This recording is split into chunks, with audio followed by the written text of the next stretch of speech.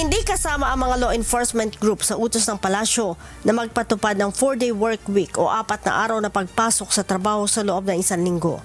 Ayon kay PNP Public Information Office Chief Police Brigadier General Randolph Toaño, araw-araw pa rin ang pasok ng mga pulis maging ang mga administrative staff ng mga ito. Malinaw na po ang nahiyag ng Malacanang na hindi po kasama mga law enforcement unit sa gobyerno, particular po yung Philippine National Police at BGMP po. Kahit yung mga admin na nasa office sila?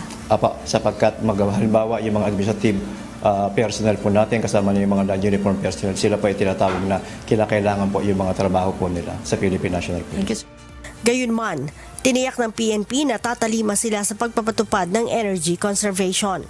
Unang-una po ay iwasan yung mga hindi kinakailangan mga biyahe o pagtatravel. Pero sinasabi niya rin po malinaw na sa pagtitipid po ng Philippine National Police, pagpapatay ng kuryente sa dapat na oras, halimbawa ng tanghali at makaraan yung 8 to 5 na maghapon, sinasabi po niya hindi dapat maapektuhan naman yung pagbibigay sa serbisyo publiko po.